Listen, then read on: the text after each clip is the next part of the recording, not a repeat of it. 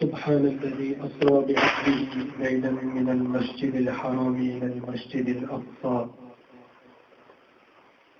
الذي باركنا حوله لنريه من آياتنا إنه هو السميع العليم صدق الله العلي العظيم وصدق رسوله النبي الأمين الكريم عرش حق ہے مسند رفعت رسول اللہ کی عرش حق ہے مسند رفعت رسول اللہ کی دیکھنی ہے حشر میں عزت رسول اللہ کی فرش والے تیری شوکت کا علو کیا جانے فرش والے تیری شوکت کا علو کیا جانے خسروا عرش پہ اڑتا ہے کھڑے راہ تیرا Verily Allah and His angels send durood upon the Prophet sallallahu alayhi wa sallam فَيَا أَيُّهَا الَّذِينَ آمَنُوا صَلُّوا عَلَيْهِ وَسَلِّمُوا تَسْلِيمًا اللهم صل على سيدنا ونبينا مولانا محمد معدن الجود والكرم وآله وصحبه وبارك وسلم The Messenger of Allah sallallahu alayhi wa sallam had been through many trials and tribulations in the beginning of Islam. Those who accepted Islam were punished by the non-believers. The slaves who accepted Islam were punished by their masters who had not accepted Islam. Many had to migrate to Abyssinia to be protected from the punishment of the non-believers. The tribe of the Messenger of Allah sallallahu alayhi wa sallam was boycotted by the people of Mecca. The Messenger of Allah sallallahu alayhi wa sallam traveled to a place called Taif. When the Messenger of Allah sallallahu alayhi wa sallam thought that I have propagated to the people of Mecca, now it's time I move to another place and propagate in another place. When the Messenger of Allah sallallahu alayhi wa sallam gave the message of Allah subhanahu wa ta'ala to the people of Taif, they did not accept. But rather, they committed a very disgraceful act. They threw stones on the Prophet sallallahu alayhi wa sallam.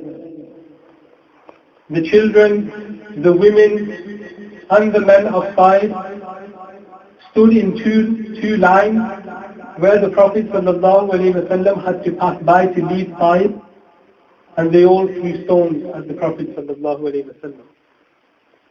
They mocked the Prophet ﷺ. They laughed at the Prophet ﷺ. Up to the extent that in some narrations it says that the blessed shoes of the Prophet ﷺ were filled with blood. When the Messenger of Allah sallallahu alayhi wa sallam with his slave Zahid radiyallahu ta'ala came out of Taif, Jibreel Amin alayhi salam came to the Prophet sallallahu alayhi wa sallam. And Hazrat Jibreel alayhi salam says that there are 3 times when I travelled in the most speed I have ever travelled. And one of them was this. The other when Hazrat Ibrahim alayhi salam was put in the fire by Namrud. And the second when Hazrat Yusuf alayhi salam was thrown into the well. Jibreel alayhi salam came and he said to the Messenger of Allah sallallahu alayhi wa sallam that, O Messenger of Allah alayka salatu wa salam, give me the permission, I shall crush Taif between 2 mountains. The Messenger of Allah sallallahu alayhi wa sallam was a mercy to all mankind. He replied that, no, O Jibreel, if they do not accept Islam, if they do not accept my message, then their children will. Those who come after them, will, the other generation will. After all these trials and tribulations, the Prophet ﷺ had pain in his heart. He felt pain in his heart, and therefore Allah subhanahu wa ta'ala wanted to remove that pain and fill the heart of the Prophet ﷺ with joy. And for that reason, Allah subhanahu wa ta'ala, after the incident of Taif and before migrating to Madinatul Munawwara, Allah subhanahu wa ta'ala gave the Messenger of Allah sallallahu alayhi wa sallam the greatest miracle anyone has ever witnessed. And that was Allah subhanahu wa ta'ala called the Messenger of Allah sallallahu alayhi wa sallam to Meraaj. Above the skies, to where there is no place, where there is no makan, there is no place, to see Allah subhanahu wa ta'ala. There are a few people who say that the Messenger of Allah sallallahu alayhi wa sallam was not taken above the skies with his body. They say that the Prophet sallallahu alayhi wa sallam went in his sleep. Some of them say that the Prophet sallallahu alayhi wa sallam's soul went, body did not go. However, the Ahlul Sunnah wal Jama'ah, they believe that the Prophet sallallahu alayhi wa sallam went with his ruh, with his soul and his body. Hazrat Allama Mullah Ahmad Jivan, rahmatullahi ta'ala alayhi, a great faqih of the Hanafi school of thought, he writes that man qala bi'annahu birruhi faqat aw fi an-nawmi faqat famubtadi'un dallun mudillun fasiq. He who says that the Messenger of Allah sallallahu alayhi wa sallam only went with his soul or in his sleep, then he is misguided, and he is one who misguides others, and he is a fasiq. He is a sinful person. The ulama kiram say that to reject the fact that the Prophet sallallahu alayhi wa sallam went from Makkatul Mukarramah to Masjid Aqsa is kufr. To reject that is kufr, because Allah subhanahu wa ta'ala has clearly mentioned that in the Quran. Subhanalladhi asra bi'abdihi laylan min al-masjid al-harami ila al-masjid al-aqsa. That is mentioned in the Quran. And the word abdihi, his servant, not the soul of his servant, his servant. And according to all the ummah of the Messenger of Allah sallallahu alayhi wa sallam, a unanimous consensus is that every word of the Quran its apparent meaning will be taken unless there is an impossibility. And there is no impossibility in the power of Allah subhanahu wa ta'ala to take the Messenger of Allah sallallahu alayhi wa sallam with his body and soul. And therefore from the Quran it is clearly proven that the Messenger of Allah sallallahu alayhi wa sallam was taken with his soul and his body. What happened on the night of Meraaj? The Messenger of Allah sallallahu alayhi wa sallam and the ahadith of Mehraj have been narrated by over 45 Sahaba-i-Kiram. The Messenger of Allah sallallahu alayhi wa sallam was resting in the house of Hani at night, the 27th night, according to the majority opinion of Rajjab. Jibreel Amin alayhi salam came to the door of the Prophet sallallahu alayhi wa sallam. After receiving permission to enter, he came into the room and the Messenger of Allah sallallahu alayhi wa sallam was lying down, resting. The eyes were closed. Jibreel Amin asked Allah subhanahu wa ta'ala that, "Oh Allah, you have sent me to call your messenger, however he is resting and his eyes are closed." Allah subhanahu wa ta'ala replied, "O Jibreel, kiss the blessed feet of the Messenger of Allah sallallahu alayhi wa sallam and he shall awake." Jibreel Amin alayhi salam kissed the blessed feet of the Prophet sallallahu alayhi wa sallam, and according to one narration rubbed his blessed forehead with the blessed feet of the Prophet sallallahu alayhi wa sallam. This is adab. Rasulullah sallallahu alayhi wa sallam awoke. Jibreel Amin alayhi salam informed the Messenger of Allah sallallahu alayhi wa sallam that Allah subhanahu wa ta'ala has called for you. Jibreel ata laylata Isra wal Rabbu da'ahu bihadratihi. Jibreel came on the night of Isra that Allah had called for the Messenger of Allah subhanahu wa ta'ala. Imam Azam Abu Hanifa radiallahu ta'ala writes that in his poetry. Now, the Messenger of Allah sallallahu alayhi wa sallam, upon hearing the information from Jibreel alayhi salam, replied that I am ready, but how do we go? Jibreel alayhi salam returned back to the skies and came back with clothes from heaven and the water of Zamzam. And he said to the Messenger of Allah sallallahu alayhi wa sallam that you must wear this and you must bathe with this water, and then we shall travel on an animal which Allah subhanahu wa ta'ala has sent from Jannah, from paradise. Jibreel alayhi salam had an army of angels waiting outside the blessed house of the Prophet sallallahu alayhi wa sallam. The Messenger of Allah sallallahu alayhi wa sallam with Hazrat Jibreel alayhi salam, when walked out of his house, he saw a great army of angels waiting to greet the Prophet sallallahu alayhi wa sallam. They all greeted the Prophet sallallahu alayhi wa sallam and walked to Kaabatul Mukarramah. They walked to Kaaba, the house of Allah subhanahu wa ta'ala.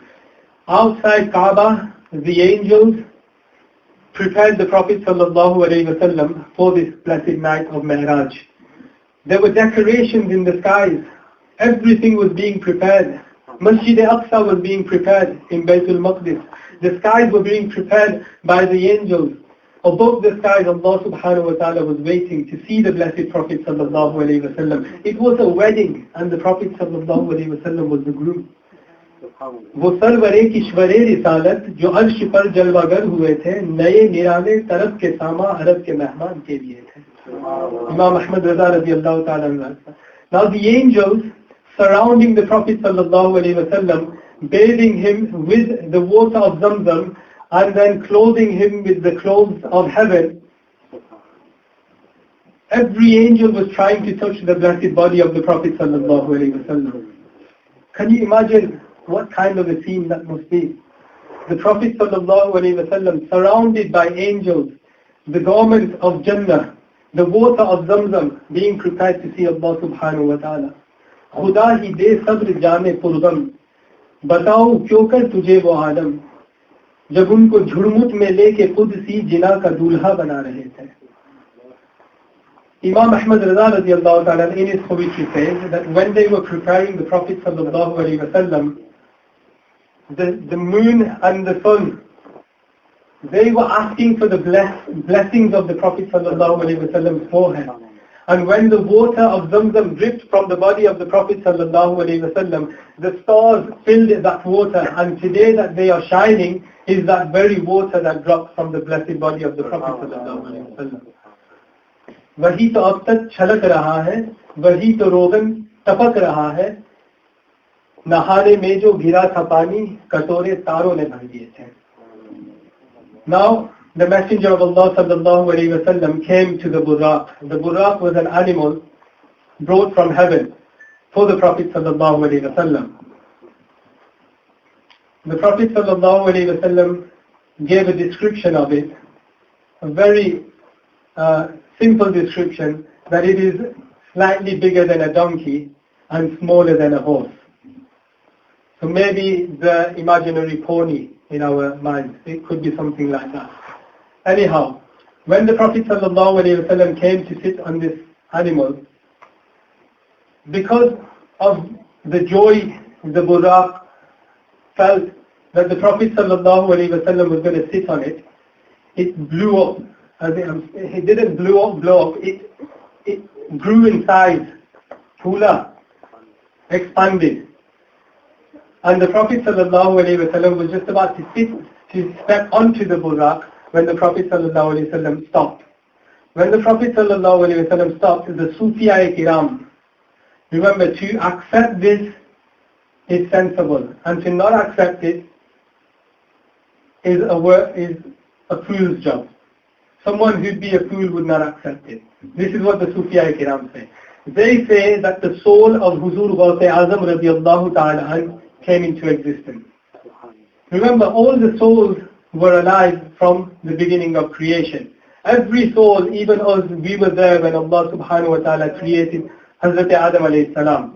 And that is why when Allah subhanahu wa ta'ala says that Hazrat Adam alayhi salam came from heaven onto the earth, Allah subhanahu wa ta'ala uses the plural. And in Arabic, the plural is more than two. And therefore the ulama kiram say that means all the creations of Allah subhanahu wa ta'ala came down with Hazrat Adam alayhi salam. That includes every creation that's going to come until the Day of Judgment. So Huzur Waqia radiallahu ta'ala's soul was already existing. Everyone's soul was already existing. Now the Sufiya kiram say that Huzur Waqia radiallahu ta'ala's soul came and lowered its head near the feet of the Prophet, sallallahu alayhi wa sallam, and said, Ya Rasulullah, put your blessed foot on my neck so that you can reach onto the Buraq.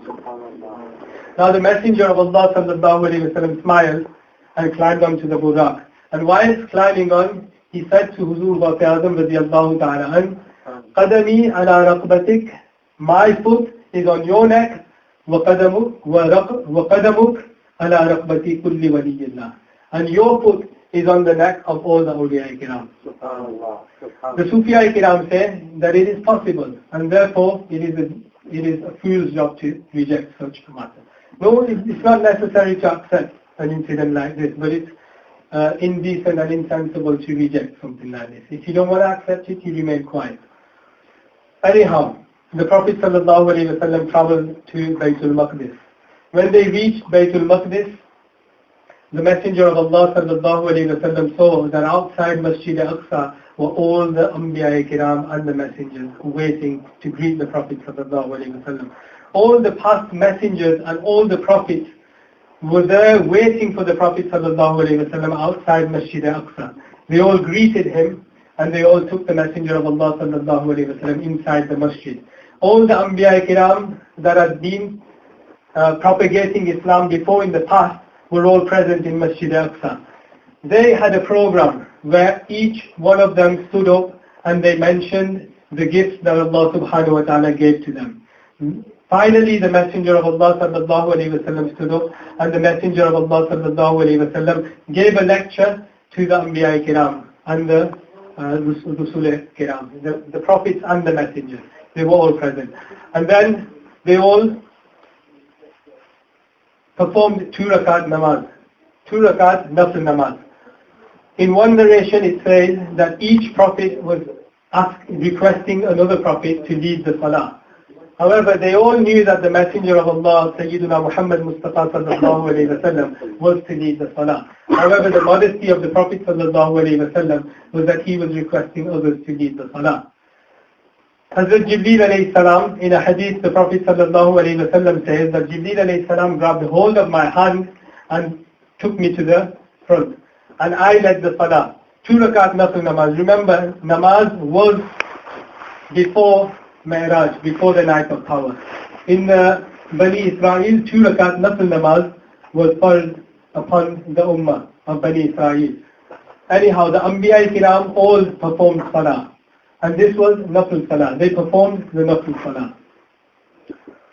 They all performed nafl salah behind the Prophet sallallahu alayhi wa sallam. Imam Ahmad Raza radiallahu ta'ala says that the hikmah of the Prophet sallallahu alayhi wa sallam leading this salah was नमाज अक्सा में था यही सिर आया हो मानाए अव्वल आखिर कि सब बस्ता है पीछे हाजिर जो सल्तनत आगे कर गए थे. Meaning the wisdom behind the Prophet sallallahu alaihi wasallam leading the salah was to make apparent the meaning of awwal and akhir for the Prophet sallallahu alaihi wasallam. Huwa al-awwal wal akhir. The Messenger of Allah sallallahu alaihi wasallam is the first and is the last. And therefore the Prophet ﷺ came as the last Prophet, however he was the first to lead the Salah. He was first in the first row. Now the Messenger of Allah ﷺ was taken above the skies into the heavens, into the sky. In every sky the Messenger of Allah ﷺ met a Messenger of Allah subhanahu wa ta'ala. The Messenger of Allah sallallahu ta'ala alayhi wa sallam met Hazrat Isa alayhi salam, Hazrat Adam alayhi salam, Hazrat Yahya alayhi salam, Hazrat Yusuf alayhi salam, Hazrat Musa alayhi salam, Hazrat Ibrahim alayhi salam. On the fifth sky, the Messenger of Allah sallallahu alayhi wa sallam met Hazrat Musa alayhi salam. Hazrat Musa alayhi salam, after greeting the Prophet sallallahu alayhi wa sallam, asked that I have heard that you said that the scholar of your ummah, of your people, is similar to a prophet of the past ummah. Hazrat Musa alayhi salam raised this objection to the Prophet sallallahu alayhi wa sallam. The Messenger of Allah sallallahu alayhi wa sallam replied that I do not say a word unless it is the command of Allah subhanahu wa ta'ala. Hazrat Musa alayhi salam replied that if so, bring a scholar of your people, of your ummah, so that I can talk to him. According to the Sufiya Kiram, the Messenger of Allah sallallahu alayhi wa sallam brought the ruh, the soul of Imam Ghazali, Hujjatul Islam radiallahu ta'ala. And Hazrat Musa alayhi salam was astonished at his level of intellect. Huzur Hujjatul Islam, Imam al-Ghazali radiallahu ta'ala. Now the Messenger of Allah on the seventh sky met Hazrat Ibrahim alayhi salam.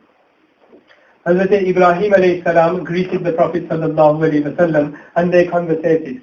They even performed 2 rakat nafil namaz on the seventh sky with angels and those who were in heaven. They were, Imam Ahmad Raza radiallahu ta'ala narrates his hadith in Fatawa Razwiya, and he says that the Messenger of Allah sallallahu alayhi wa sallam saw the house of Jannah and 2 types of people. Hazrat Ibrahim alayhi salam was standing in the middle waiting to greet the Messenger of Allah sallallahu alayhi wa sallam. When the Messenger of Allah sallallahu alayhi wa sallam came, he saw that the group of people on the right were from his ummah and they had clean white clothes. They were free from any type of dirt. And on the left hand side, there were the people of the Prophet sallallahu alayhi wa sallam's ummah who had clothes but they were dirty. They were white but they had become brown due to dirt. The Messenger of Allah sallallahu alayhi wa sallam says that Ibrahim alayhi salam took me into the house of Jannah and the people with the white clothes came with us. We all went inside and we all performed 2 rakat nafil namaz. The Messenger of Allah sallallahu alayhi wa sallam said that those with white clothing performed salah with us inside the house of Jannah, Baytul Ma'mur, and those that had clothes with dirt on them, they also performed salah. They were also good people. They performed salah outside Baytul Ma'mur. They were possibly us, the sinful people. We were all there and our souls performed salah behind the Prophet sallallahu alayhi wa sallam, according to what Imam Ahmad Raza radiallahu ta'ala writes in Fatawa Razwiya. After this, Jibreel alayhi salam took the Messenger of Allah sallallahu alayhi wa sallam above the 7 skies, upon the arsh. Wahi la maka ke maki hue. The Messenger of Allah sallallahu alayhi wa sallam. Wahi la maka ke maki hue, sare arsh takhte nashi hue. Wahi la maka ke maki hue, sare arsh takht nashi hue. वो नबी है जिसके है ये मकान, वो खुदा है जिसका मकान नहीं. Allah subhanahu wa ta'ala has no makan, has no place. And therefore the arsh and the kursi, the throne, is made for whom? Allah is free from space. Allah subhanahu wa ta'ala does not sit. Allah subhanahu wa ta'ala does not stand. The arsh and the kursi are made for the Messenger of Allah sallallahu alayhi wa sallam. And that is why he was taken on the arsh on that day. Arsh haq hai masnad rifat Rasulullah. He sat on the throne on the arsh of Allah subhanahu wa ta'ala. And then Jibreel alayhi salam took the Messenger of Allah sallallahu alayhi wa sallam above the arsh until Sidratul Muntaha. When the Messenger of Allah sallallahu alayhi wa sallam came to Sidratul Muntaha, Jibreel alayhi salam says to the Messenger of Allah sallallahu alayhi wa sallam that, Ya Rasulullah alayhi salam, I cannot go further than this. If I go further than this, then my wings will be burnt. I will be burnt. I will vanish. I cannot go further than this. The Messenger of Allah sallallahu alayhi wa sallam said to Jibreel that, O Jibreel, you have been with me, you have been my companion all the way, why are you refusing to come with me now?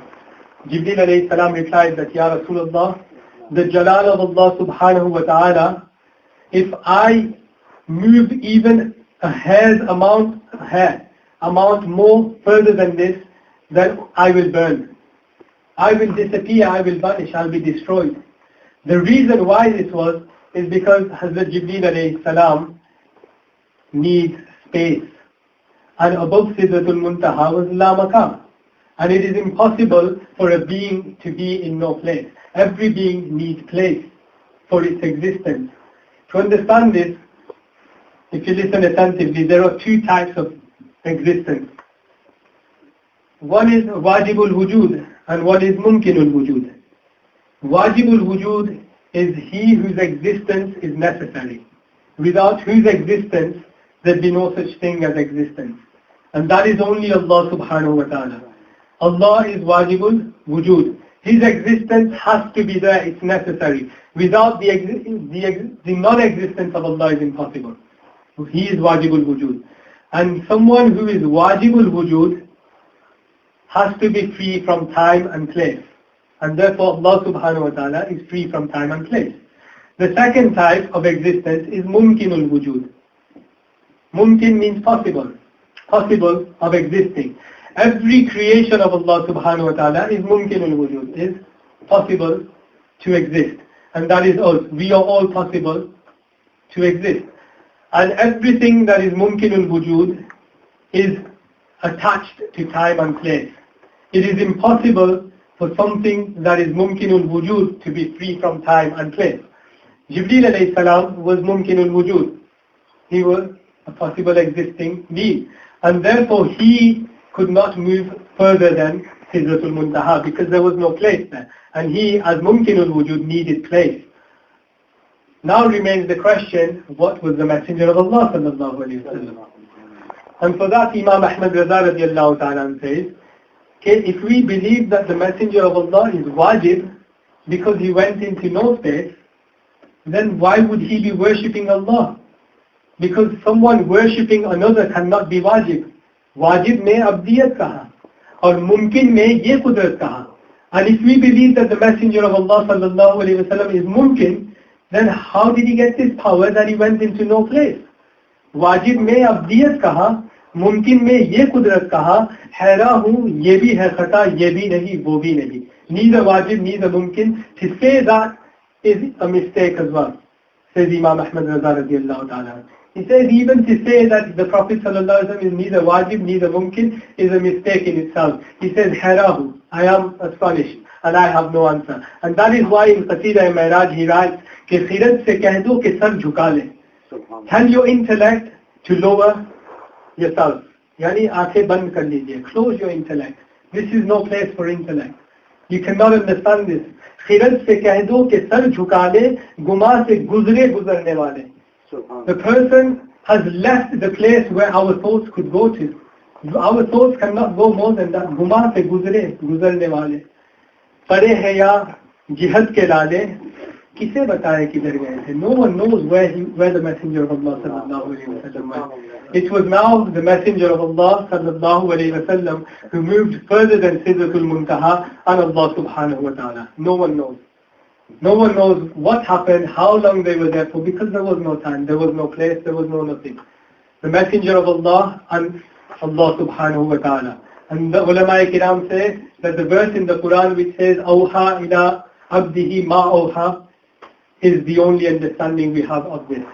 That Allah subhanahu wa ta'ala revealed upon the Messenger of Allah that which he revealed. And no one knows what was revealed. There are a few narrations which are not very authentic. However, the ulama kiram have accepted these narrations in which the Messenger of Allah sallallahu alayhi wa sallam explained a few things that happened. The Messenger of Allah in a narration says that when Jibreel alayhi salam left me and I went into La Makkah, I felt fear in my heart, being nervous. The Messenger of Allah sallallahu alayhi wa sallam felt fear in his heart. And for that reason, Allah subhanahu wa ta'ala created the voice of Hazrat Abu Bakr Siddiq radiallahu ta'ala and called Udnu minni ya mahbub. Udnu ya Ahmad, Udnu ya Ahmad. The voice of Abu Bakr Siddiq radiallahu ta'ala was saying that come closer, O Ahmad, O my chosen one. When the Messenger of Allah sallallahu alayhi wa sallam heard the voice of Abu Bakr Siddiq radiallahu ta'ala, he felt satisfaction and the fear left his heart that Abu Bakr's voice is here. And at the same time, the Messenger of Allah sallallahu alayhi wa sallam says that I was astonished, Haran, where is this sound of Abu Bakr Siddiq coming from? How is Abu Bakr Siddiq radiallahu ta'ala here? Anyhow, the Messenger of Allah sallallahu alayhi wa sallam says that I went closer and I went closer. And in the Quran, in Surah Najm, the ulama kiram say that this is the surah which explains the seeing of Allah subhanahu wa ta'ala, the Messenger of Allah sallallahu alayhi wa sallam seeing Allah subhanahu wa ta'ala. It says, the Messenger of Allah sallallahu alayhi wa sallam got so close to Allah subhanahu wa ta'ala, فَكَانَ قَابَ قَوْسَيْنِ أَوْ أَدْنَى فَدَنَا فَتَدَلَّى. Meaning, the Messenger of Allah sallallahu alayhi wa sallam came closer and closer, verse of the Quran, came closer and closer up to the extent that there was the amount of space of two bows, the bow from the bow and arrow. Two bows space, أو أدنى, or less than that. That's how close the Messenger of Allah sallallahu alayhi wa sallam was with Allah subhanahu wa ta'ala. Now remember, Allah subhanahu wa ta'ala, how the Messenger of Allah sallallahu alayhi wa sallam saw Allah subhanahu wa ta'ala, to even imagine this is impossible. It is over the intellect of creation.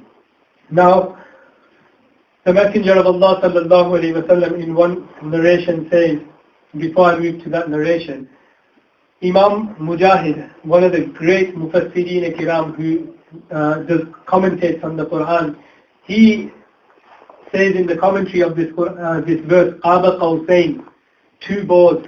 He says that the custom of the people in Arab was such that when two kings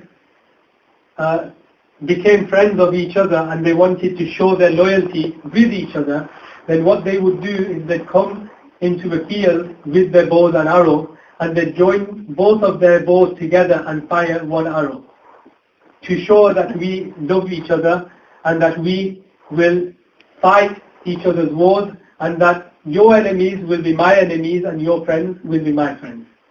Imam Mujahid, the great Mufassir, says that this is the very meaning Allah subhanahu wa ta'ala has intended in فَكَانَ قَابَ قَوْسَيْنِ أَوْ أَدْنَى, that Allah subhanahu wa ta'ala and the Messenger of Allah sallallahu alayhi wa sallam met each other and they formed this connection with each other so that Allah subhanahu wa ta'ala will love all those who love the Messenger of Allah sallallahu alayhi wa sallam and hate all those who hate the Messenger of Allah sallallahu alayhi wa sallam. Now to the narration. The Messenger of Allah sallallahu alayhi wa sallam says that Allah subhanahu wa ta'ala said, okay, O my Prophet, O my Messenger, what were the angels on the skies when you left them arguing about? فِيمَا يَخْتَصِمُ الْمَلَائِكَةُ فِي الْمَلَائِ الْأَعْلَى. What were they arguing about? The Messenger of Allah sallallahu alayhi wa sallam says, قُلْتُ اللَّهُ أَعْلَمُ. I replied that, O Allah, you know best. You know best, O Allah, what they are arguing about.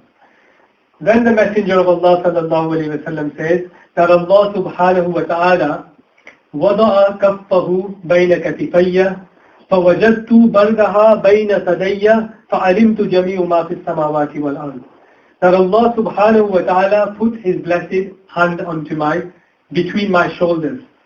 I felt coolness on my chest and I came to know everything that was in the earth and the skies. جَمِيعُ مَا فِي السَّمَاوَاتِ وَالْأَرْضِ. All the knowledge of everything that is in the earth and the skies. Meaning the Prophet sallallahu alayhi wa sallam's knowledge increased so much that he knew everything. This was due to the message of Allah subhanahu wa ta'ala putting some form of the way Allah subhanahu wa ta'ala did. Only Allah knows best what happened and how something touched the Messenger of Allah sallallahu alayhi wa sallam. Imam Ahmad radiallahu ta'ala says कि सरे अर्श पर है तेरी गुजर, दिले फर्श पर है तेरी नजर. Meaning, O Messenger of Allah, you are in Lamaka, above the arsh, and your sight is seeing what is happening on the earth, on the farsh, on the earth. Meaning, فَعَلِمْتُ مَا فِي السَّمَاوَاتِ وَالْأَرْضِ. Sare arsh par hai teri nazar, dile farsh par hai दिले सरे अर्श पर है तेरी गुजर, दिले फर्श पर है तेरी नजर, मलकूत व मुल्क में कोई शय नहीं वो जो तुझ पे आया नहीं. Meaning every single thing within your knowledge. There is nothing in the malakut and the mulk in any kingdom of Allah subhanahu wa ta'ala that you do not know of. You have all the knowledge of everything, Ya Rasulullah. Now the Messenger of Allah sallallahu alayhi wa sallam returned back from the night of Mehraj. And Allah subhanahu wa ta'ala in the Quran takes oath when Allah subhanahu wa ta'ala mentions something astonishing. When Allah subhanahu wa ta'ala speaks of taking the Messenger of Allah to the night of power above the sky, Allah subhanahu wa ta'ala did not take oath. Meaning there is nothing astonishing about it. However, Allah subhanahu wa ta'ala takes oath in the beginning of Surah Najm, وَالنَّجْمِ إِذَا هَوَى. And I swear by the beautiful star Muhammad sallallahu alayhi wa sallam when he came down from the heavens. He took oath regarding the Prophet sallallahu alayhi wa sallam returning from Allah subhanahu wa ta'ala, coming back to earth.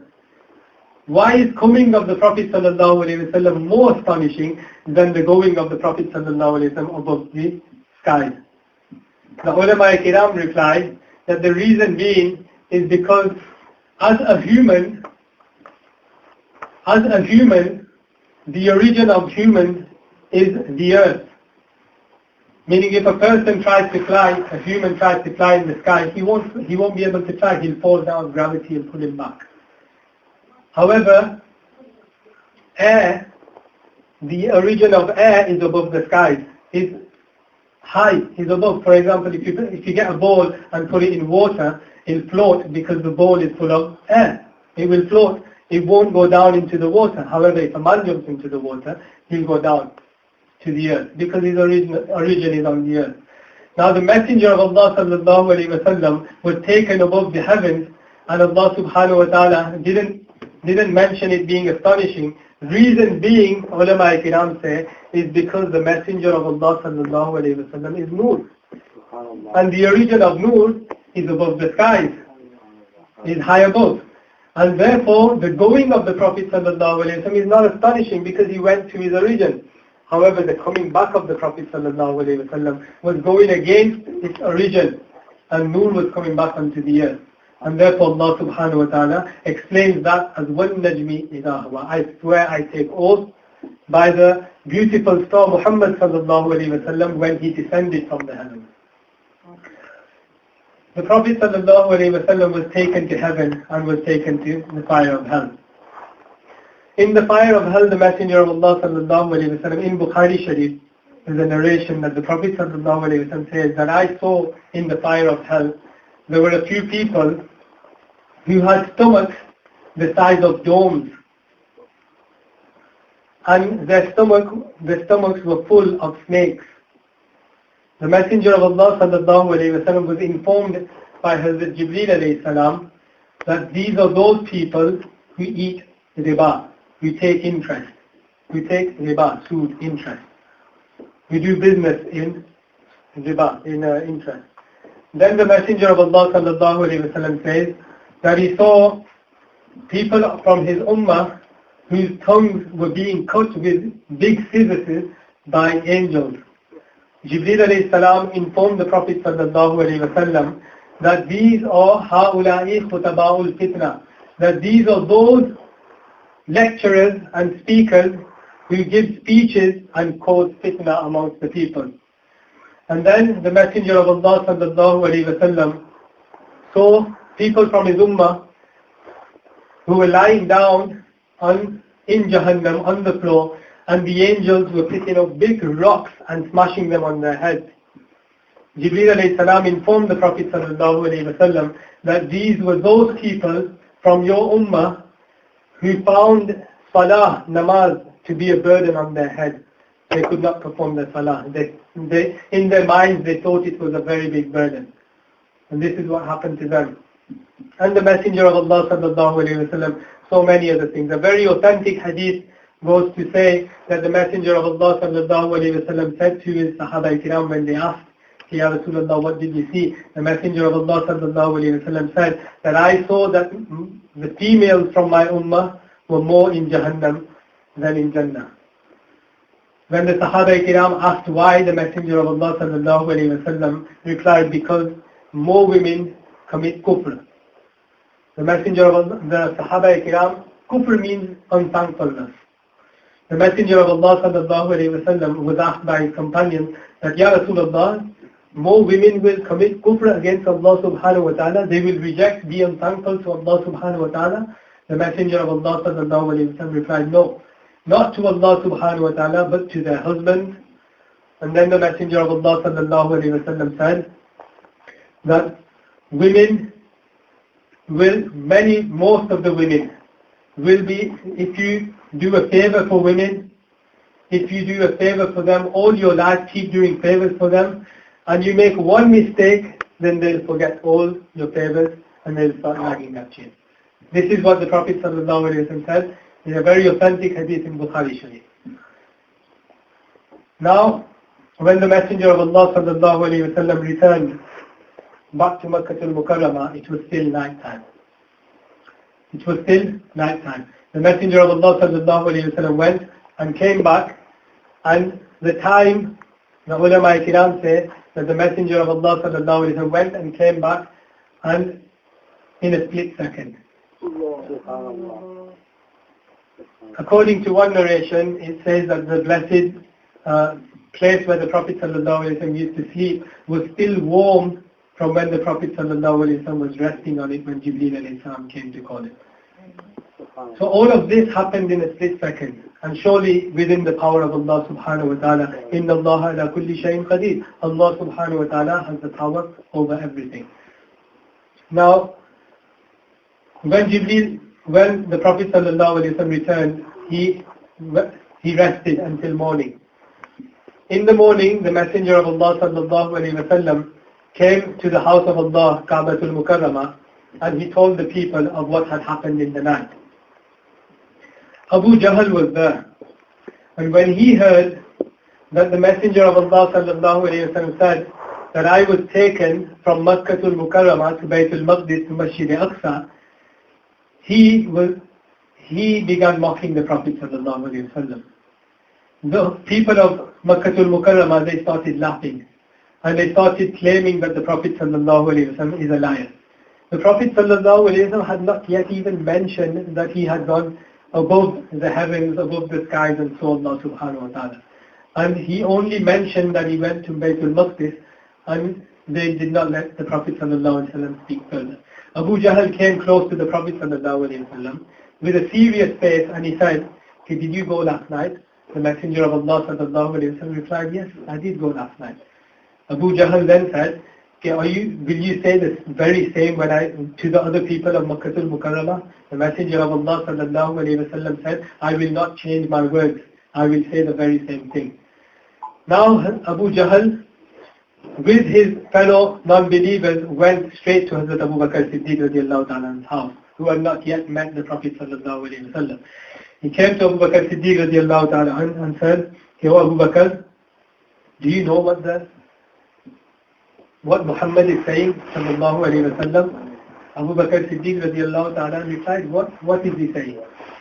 They said that the Prophet Muhammad sallallahu alayhi wa sallam is saying that he was taken by the angel Jibreel from Makkatul Mukarramah all the way to Syria, to Baytul Maqdis, to Masjid Aqsa within a split second in the night. He went and he came back, and he rested in the night as well. How is that possible? Abu Bakr Siddiq radiallahu ta'ala says that did the Messenger of Allah sallallahu alayhi wa sallam say this? Abu Jahl and his fellow kuffar, filled with joy in their hearts that now we can speak against the Messenger of Muhammad sallallahu alayhi wa sallam openly, and now those who believe in in Muhammad sallallahu alayhi wa sallam, even they will reject him. Filled with that joy, they said, yes, he said that. Abu Bakr Siddiq radiallahu ta'ala said, if he said that, then surely he has spoke the truth. And never mind that, if he says that he went above the skies and saw Allah subhanahu wa ta'ala, then I even believe that. Abu Bakr Siddiq radiallahu ta'ala's reply astonished the people of Makkah al-Mukarramah. Abu Bakr Siddiq radiallahu ta'ala came to the house of Kaaba, sat near the Prophet sallallahu alayhi wa sallam, and the Messenger of Allah sallallahu alayhi wa sallam spoke about everything that happened in the night. Abu Bakr Siddiq radiallahu ta'ala would sit there and say, Sadaqta ya Rasulullah, Sadaqta ya Rasulullah, Sadaqta ya Rasulullah. Every sentence the Prophet sallallahu alayhi wa sallam spoke, Abu Bakr Siddiq radiallahu ta'ala spoke out, Sadaqta ya Rasulullah, you have spoke the truth, O Messenger of Allah, you have spoke the truth, O Messenger of Allah subhanahu wa ta'ala. And that is the reason why the Prophet sallallahu alayhi wa sallam said to Abu Bakr radiallahu ta'ala that you are Siddiq. You are Siddiq Akbar, the verifier and the very truthful person. Now the people of Makkah, they came back to the Messenger of Allah and those who believe in the Prophet sallallahu alayhi wa sallam. And they said, okay, when you went to Masjid Aqsa, you must have seen the masjid. And you must know what it is like, what its features are, how many doors it has, how many windows it has. And you will have also met the people of Makkah who are coming back from Syria from their business trip.